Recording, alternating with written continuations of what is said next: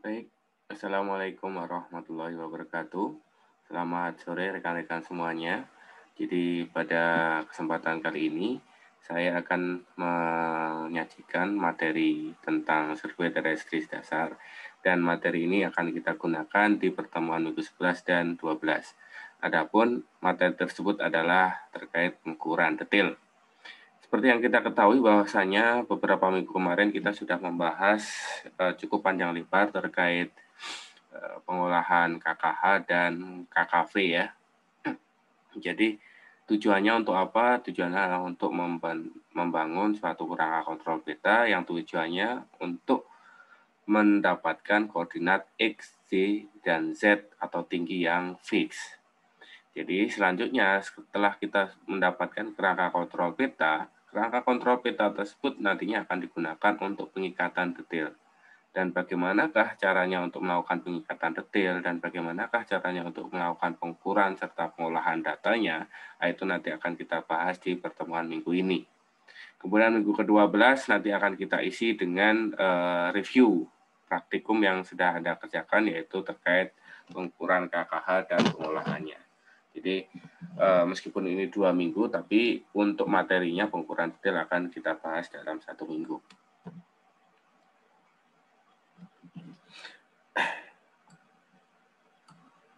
Oke, pengertian pengukuran detail.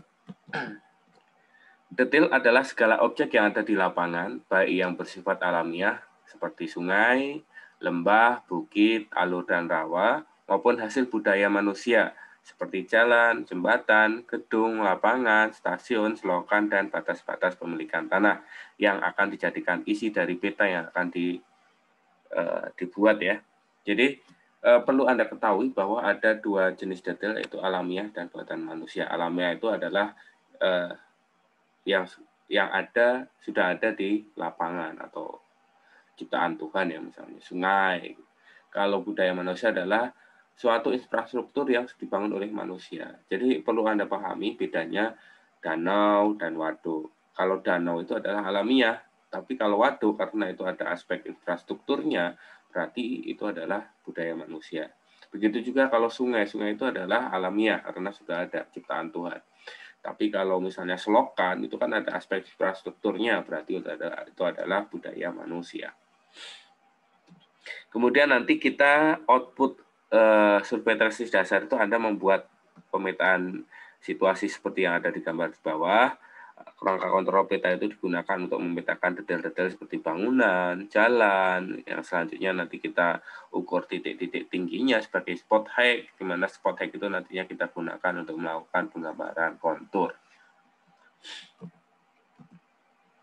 Pemilihan detail distribusi dan teknik pengukurannya dalam pemetaan sangat tergantung dari skala dan tujuan peta yang dibuat. Jadi perlu Anda perhatikan bahwasanya ketika Anda disuruh untuk melakukan pengukuran detail atau ada pekerjaan untuk pengukuran detail, Anda harus perhatikan skala dan tujuannya untuk apa. Misalnya kita ingin membuat pemetaan skala besar, maka detail-detail yang teliti seperti selokan, kemudian trotoar yang lebarnya sempit, itu perlu kita ukur. Namun kalau misalnya yang dituntut dari suatu pekerjaan itu adalah skalanya tidak begitu besar atau skala sedang, misalnya 1:, katakanlah 1:2.500 misalnya, berarti selokan itu tidak perlu kita cantumkan karena tidak akan terlihat pada peta yang Anda buat. Apalagi kalau misalnya petanya dibuat pada ukuran kertas A4 itu tidak akan terlihat. Jadi kita tentukan dengan skalanya. Misalnya digambarkan dengan skala 1:100, maka ya selokan, kemudian trotoar itu wajib Anda bidik. Nah, sekali lagi ketika Anda melakukan pengukuran detail, Anda tanyakan dulu sama pemberi kerja, entah itu dosen atau suatu perusahaan tertentu. Penentuan posisi dari titik-titik detail diikatkan pada titik-titik kerangka pemetaan yang terdekat yang telah diukur sebelumnya, atau mungkin juga ditentukan dari garis ukur yang merupakan sisi-sisi dari kerangka peta ataupun garis yang dibuat khusus untuk itu. Jadi untuk pengukuran titik detail itu bisa dilakukan dengan pengukuran dari titik kerangka kontrol peta yang sudah Anda ukur dan olah. Jadi bukan diukur saja tapi diolah juga. KKH-nya diolah, KKV-nya juga diolah. Selanjutnya, bisa juga menggunakan garis ukur seperti yang pernah Anda praktekkan pada pemetaan planimetrik sederhana. Namun ada beberapa kelompok yang gambarnya belum sesuai dengan kaidah survei yang baik dan benar. Jadi pengukuran detail itu bisa dengan menggunakan berbagai metode. Yang pertama adalah metode polar atau metode koordinat kutub. Metode ini mengukur posisi 3 dimensi, yaitu X, Y, Z dari suatu detail, di mana pada metode ini posisi detail ditentukan dengan komponen azimut atau sudut arah, jarak, dan beda tinggi dari titik ikat. Karena detail yang diukur banyak, pengukuran dilakukan dengan teknik yang cepat atau tachymetry. Apalagi kalau Anda menggunakan total station, penentuan metode detail itu akan lebih cepat. Dan seiring berkembangnya teknologi sekarang, untuk pengukuran detail itu bisa dilakukan dengan menggunakan RTK, seperti untuk aplikasi pengukuran bidang tanah dan sebagainya itu menggunakan RTK. Tapi teknologi RTK juga ada limitasinya. Limitasinya dia akan mendapatkan ketelitian yang tidak baik ketika dia digunakan untuk melakukan pengukuran yang banyak gangguan atau obstruksinya seperti adanya kanopi dan lain sebagainya. Azimut atau sudut arah diukur dengan alat teodolit atau total station. Jarak diukur dengan optis jika kita menggunakan teodolit dan elektronis jika kita menggunakan total station. Serta beda tinggi diukur dengan trigonometris di mana bacaan sudut vertikal atau miring dan arah ditentukan dengan sudut horizontal. Nah, nanti kita akan lihat bersamanya. Peralatan yang digunakan yaitu teodolit dan rambu ukur atau total station. Yang pertama, karena kita ingin membahas tentang metode polar atau koordinat kutub, di mana posisi suatu titik itu didasarkan dari komponen azimut, sudut arah, jarak, dan beda tingginya, maka kita akan membahas satu persatu. Yang pertama adalah posisi suatu titik ditentukan berdasarkan komponen azimut atau sudut arah. Prinsip pengukuran pada detail yang akan ditentukan posisinya didirikan rambu ukur, kemudian arah bidikan atau azimut dibaca pada kompas dan arah pada rambu dibaca benang atas, benang tengah, dan benang bawah, serta sudut kemiringan teropongnya seperti pada gambar di bawah. Jadi misalnya kita ingin disuruh untuk melakukan pengukuran sudut, maka ada beberapa hal yang harus diperhatikan. Yang pertama adalah Anda perhatikan gambar yang di sebelah kanan. Misalkan kita menggunakan metode azimut ya untuk penentuan detailnya, maka ketika alat didirikan di P, kemudian Anda tentukan arah orientasi nolnya itu utaranya itu di misalnya vertikal atau tegak ke atas, maka berapa azimut atau arah yang terbentuk menuju ke titik-titik yang kita bidik, inilah adalah arah azimutnya. Misalnya kita ingin membidik titik A, berarti kita putar teropong dari 0 derajat arah utara ke titik A sejauh azimut A. Kemudian ketika alat dipindahkan, alat dibidik di titik A, ketika kita menggunakan teodolit, maka bacaan apa yang harus Anda ukur? Tentu saja sudut horizontal untuk bacaan arahnya. Selanjutnya, Helling, ya, Anda perhatikan lagi, pelajari lagi materi minggu kedua dan ketiga, Helling dan juga benang atas, benang tengah, dan benang bawah dari rambu ukur yang didirikan di titik A. Tapi kalau Anda menggunakan total station, tentu saja yang parameter-parameter yang Anda ukur tentu bukan benang atas, benang bawah, dan benang tengah. Yang Anda ukur adalah tinggi target atau tinggi dari stick pole dari prismanya.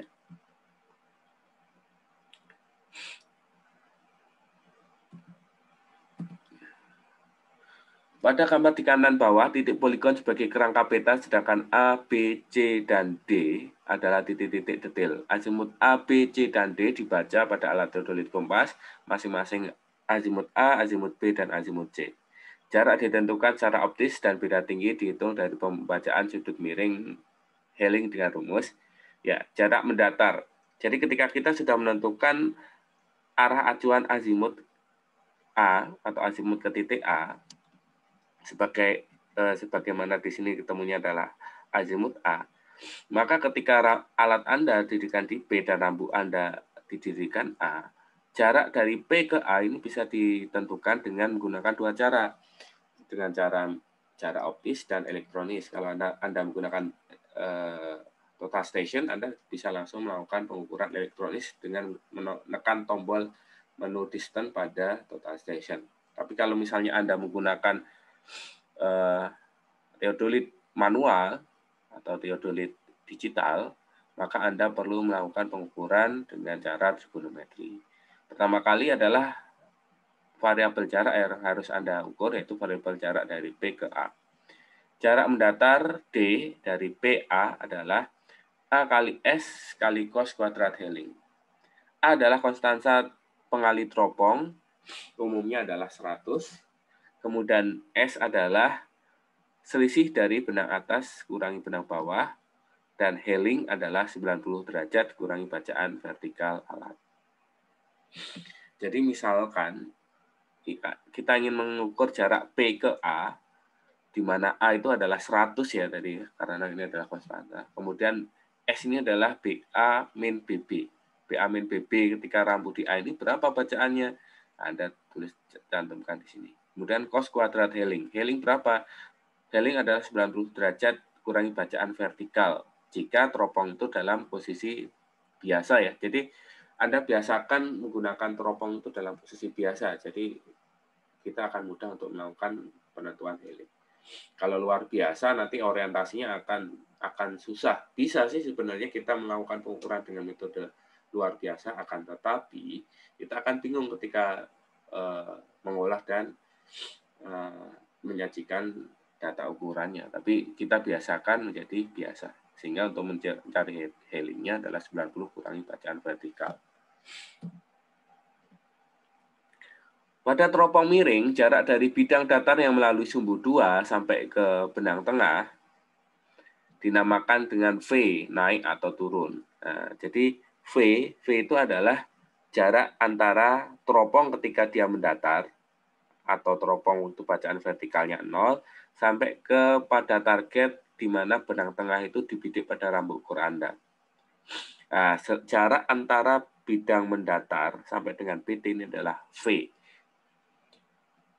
V diperoleh dari DAB, jadi DAB itu jarak A ke B, jadi jarak A ke B dikali tan Helling. Jadi jarak A ke B itu adalah jarak mendatar kali tan Helling.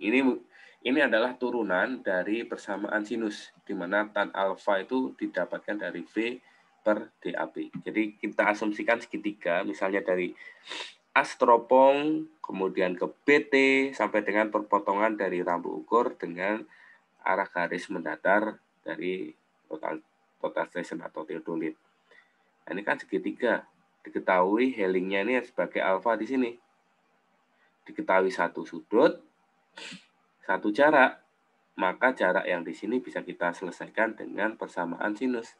Jadi untuk mencari V sama dengan V DAB kali tan Helling. Di mana persamaan ini diturunkan dari persamaan sinus, di mana tan alfa, untuk mencari tan alfa itu dihitung dari depan, nah, sisi depan segitiga dibagi sisi samping segitiga, dibagi EV bagi DAB. Dari gambar di bawah dapat hubungan T tambah V. Nah, jadi T itu apa? T itu adalah tinggi alat. Tinggi alat adalah tinggi yang Anda ukur dari atas patok sampai dengan as dari sumbu 2 atau as dari teropongnya. Ketika kita menghitung T, Anda perhatikan, Anda kan umumnya menggunakan BM ya. Jadi BM itu yang Anda ukur bukan dari atas permukaan tanah, tapi di atas pilarnya secara vertikal ya. Jadi saya sering melihat Anda masih melakukan pengukuran itu di atas permukaan tanah. Itu adalah yang salah. Jadi harusnya di atas permukaan pilarnya. Kemudian T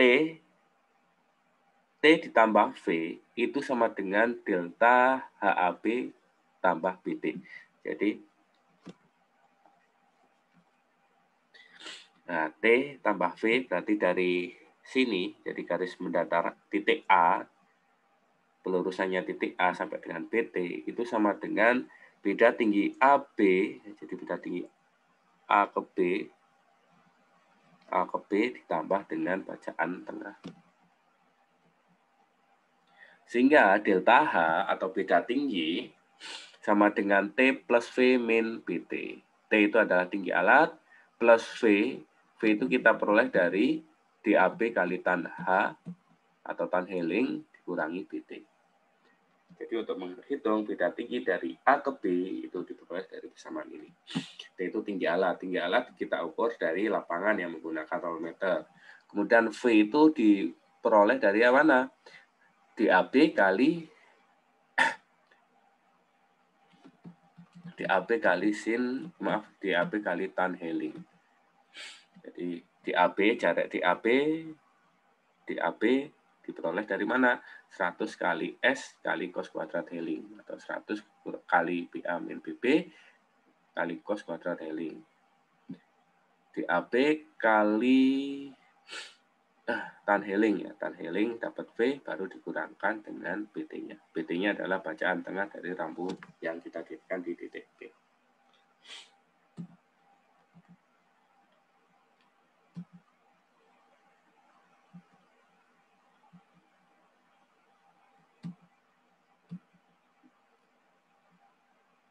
Oke, ini bisa Anda pelajari sendiri. Jadi rumus dasarnya adalah yang tadi. Jadi ini kita skip saja. Ini masih membahas tentang penentuan arah dengan azimut, jarak mendatar. Sekali lagi, Anda harus memperhatikan A kali S kali cos kuadrat Helling, di mana A itu konstanta pengali alat atau 100, dikali S. S itu adalah selisih dari benang atas kurangi benang bawah, kali cos kuadrat Helling. Helling itu adalah bacaan vertikal yang salah satu bacaan sudut vertikal yang diperoleh dari 90 derajat kurangi sudut vertikal yang terukur pada alat. Kemudian naik turun atau V itu sama dengan D kali tan Helling. D itu adalah jarak antara titik berdiri alat sampai target. Misalnya berdiri alatnya A, targetnya di B, maka D ini sini adalah jarak dari A ke B.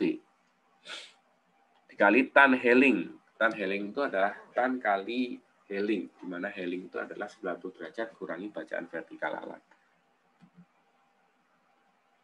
Kemudian V bisa juga diperoleh dari setengah kali A kali S kali sin 2H. Nah, jadi ini bisa juga sebagai alternatif. Tapi rumus utamanya yang harus Anda perhatikan adalah yang 2 di atas ini. Biar Anda nggak bingung ya. Jadi kalau Anda sudah tahu konsep yang di atas, otomatis untuk alternatif rumus untuk mencari V yang lain juga bisa Anda hitung. Kemudian beda tinggi itu diperoleh dengan T tambah V min BT. Kenapa di sini tandanya plus minus? Karena nilai V itu kadang bisa positif, bisa negatif. Sehingga kalau negatif sama dengan T tambah min V atau T kurangi V min BT. Tapi kalau positif berarti T plus V min BT. Selanjutnya, setelah kita menentukan jarak mendatarnya, kemudian beda tingginya, maka setelah kita mendapatkan sudut arah azimutnya yang pertama, kemudian jarak mendatarnya yang kedua, kemudian yang ketiga adalah beda tingginya, maka untuk mendapatkan koordinat titik detilnya dapat kita cari, yaitu misalnya XA. XA atau koordinat titik detil A diperoleh dari XP. XP itu adalah koordinat titik detil P atau titik berdiri alat ditambah DPA. DPA itu adalah jarak dari titik berdiri alat ke detil A dikali sin azimut P ke A. Sin azimut P ke A adalah sin azimut dari titik berdiri alat P ke titik detil A. Begitu juga untuk mencari ordinat dari detil A atau YA itu sama dengan YB atau ordinat titik berdiri alat di P ditambah jarak P ke A dikali cos azimut dari titik P ke A. Selanjutnya untuk titik tingginya atau ZA diperoleh dari ZP atau tinggi dari titik berdiri alat di P ditambah delta H P ke A, di mana delta H P ke A itu diperoleh dari persamaan T tambah V min BT. T-nya adalah tinggi alat, V-nya itu adalah D kali tan H, dikurangi BT adalah bacaan tengah dari lampu ukur. Nah, ini adalah konsep rangkuman dari apa yang tadi sudah saya jelaskan ya. Jadi untuk mencari jaraknya berarti kita menghitung A kali S kali cos kuadrat Helling ya. Sehingga D sama dengan 100 itu A itu adalah 100, kemudian S itu adalah BA min BB kali cos kuadrat Helling. Nah, jarak yang didapat adalah jarak datarnya ini. Kalau jarak miring baru 100 kali BA min BB kali cos Helling. Jadi ini jarak miring, ini jarak horizontal. Yang kita tetapkan adalah jarak horizontal. Jadi kalau di sini istilah V itu bisa juga disimbolkan dengan L besar ya. L besar sama dengan D tan H. D itu adalah jarak yang sudah kita ukur kali tan Helling. Nah, ini adalah rangkuman dari apa yang sudah saya jelaskan di depan. Nah, jadi kalau ketika nanti Anda ke lapangan, Anda siapkan, ini kan kita insya Allah kalau tanpa halangan minggu ke 12 ke pengukuran detail ya. Jadi Anda print saja ini satu lembar ini sebagai panduan ketika Anda ingin melakukan pengolahan data atau pengukuran data lapangan atau data detail. Pengambilan detail dipilih dari titik poligon yang terdekat dan mudah. Sketch dari detail lapangan perlu dibuat agar penggambarannya menjadi lebih mudah. Nah, ini perlu Anda melakukan penggambaran sketsa lapangannya ya. Jangan lupa Anda wajib hukumnya untuk tahu arah utaranya itu di mana, orientasinya itu di mana. Seringkali ketika saya melakukan inspeksi pada kebingungan, langsung kaget. Ini arah utaranya mana? Bingung ya. Jadi kalau nanti ketika saya ke lapangan, saya lihat Anda nggak bisa menentukan arah utara, saya suruh pulang aja ya. Belajar lagi, baru ke lapangan gitu ya. Jadi wajib Anda harus tahu orientasi, orang geometrik kok nggak tahu orientasi gitu ya. Jadi Anda harus wajib. Kemudian penentuan arah dengan sudut. Prinsipnya sama dengan penentuan arah dengan azimut. Hanya tidak ada kompas atau bosol. Bosol itu alat yang sudah mulai ditinggalkan ya. Maka arah detail ditentukan dengan menambahkan atau mengurangi azimut sisi poligon yang diacu dengan sudut mendatar antara sisi poligon dan detail yang diukur, atau sudut I yang diperoleh dari selisih bacaan lingkaran horizontal ke titik acuan poligon dan ke titik detail seperti gambar di bawah. Jadi ketika kita menggunakan penentuan arah dengan sudut, bedanya dengan azimut adalah ketika azimut kita harus menentukan arah orientasi utaranya dulu, nolnya di mana, baru kita membidik detailnya. Tapi kalau kita sudah ada titik kerangka kontrol peta, berarti kan ada sisi poligon. Maka kita perlu melakukan pembidikan ke sisi poligon dulu sebagai acuannya. Jadi acuannya bukan utara, tapi poligon. Sisi poligon. Kemudian ke titik-titik tertentu kita tinggal ukur menggunakan sudut horizontal. Jadi nol setkan ke sisi poligon, kemudian kita bidik ke sisi poligon, sisi detail yang lain. Sehingga azimutnya diperoleh dari mana? Ya, kita peroleh dari azimut sisi poligon ditambah dengan sudut horizontal ke detail tertentu yang kita bidik. Nah, nanti saya buatkan video tutorial untuk melakukan pengukuran detailnya ya, supaya lebih mudah untuk dipahami. Sebelum membidik titik-titik detail, terlebih dahulu membidik salah satu titik poligon di muka atau belakang sebagai dasar acuan untuk menghitung sudut horizontal antara arah titik detail dan arah titik poligon. Jadi seperti yang tadi dijelaskan, Anda harus menentukan orientasinya itu dengan membidik titik poligon yang lain pada sisi poligon yang sudah ditentukan. Sekaligus untuk menentukan azimut titik detail tersebut, di mana azimut A ke A kecil sama dengan azimut A ke B atau azimut titik poligon A ke B ditambah atau dikurang dengan sudut A. Karena azimut sisi poligon AB telah diketahui dari perhitungan kerangka peta dengan metode Bowditch. Jadi ini makanya minggu depan tuh kita cek dulu hasil pengukuran atau pengolahan kerangka kontrol horizontalnya sudah benar atau enggak. Nah, nanti kita diskusikan di perkuliahan teori. Nah, nanti kita usahakan akan dilaksanakan dengan sinkron yang menggunakan Google Meet ataupun menggunakan Zoom. Jarak datar dan beda tinggi diperoleh dari bacaan rambu dan sudut. Nah, jadi ini seperti yang saya jelaskan di materi yang sebelumnya. Ini adalah contoh formulir pengukuran poligon. Ada alat, bacaan piringan. Nah, ini untuk rangka kontrol peta ya saya kira Anda sudah ukur. Nah, kalau bedanya dengan pengukuran poligon dan situasi atau detail, itu adalah di sini ada nama berdiri alat, kemudian di sini adalah arahnya.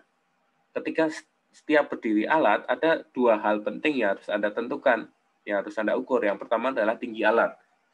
Nah, tinggi alat kalau ketika Anda melakukan pengukuran sudut horizontal itu kan nggak wajib Anda ukur. Kalau ini wajib Anda ukur. Kemudian arahnya itu pertama kali Anda bidik adalah arah poligon. Poligon setelahnya dengan metode forsyth ataupun metode backside dengan poligon sebelumnya. Misalnya alat Anda berdiri di titik 1, Anda arah acuannya bisa dari titik 2 atau dari titik 5 jika titik poligon Anda 5. Kemudian bacaan arahnya Anda bisa menggunakan azimut atau sudut, kemudian sudut miringnya berapa, kemudian sudut miring itu sudut vertikal ya, kemudian dihitung helingnya. Kemudian rambunya BA, BD, BB-nya berapa jika Anda menggunakan teodolit konvensional, kemudian di sini hitungannya. Jarak datarnya berapa, V-nya atau L besarnya berapa, beda tingginya berapa, baru kita bisa menghitung koordinatnya. Dan jangan lupa Anda buat sketsa.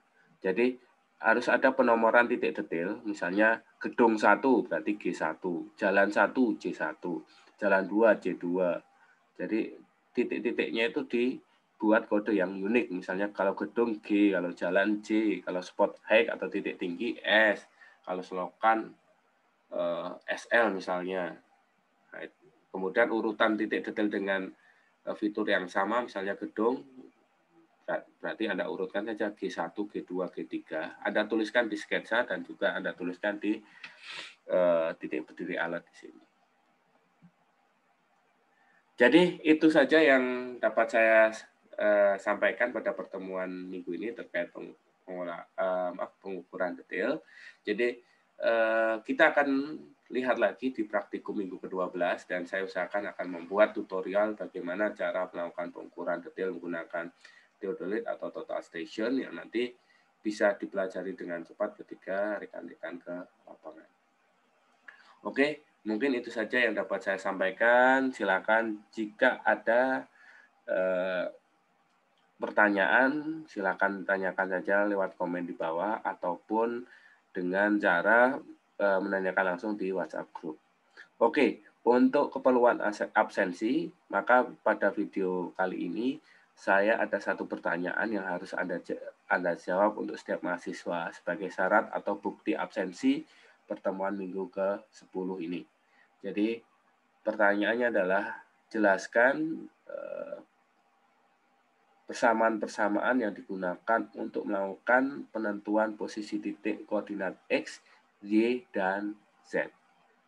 Oke, itu silakan dijawab di kolom komentar sebagai bukti absensi.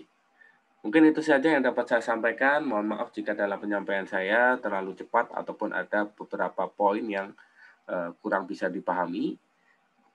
Jadi wajar karena kita pembelajarannya secara daring. Saya akan selalu terbuka dalam segala bentuk pertanyaan, kecuali pertanyaan itu ditujukan pada malam minggu ya. Jadi malam minggu itu saya usahakan biar waktu untuk keluarga. Selain itu silakan Anda tanyakan, minggu pun saya akan fasilitasi. Oke, itu saja saya akhiri. Wassalamualaikum warahmatullahi wabarakatuh. Salam satu koordinat geomatika.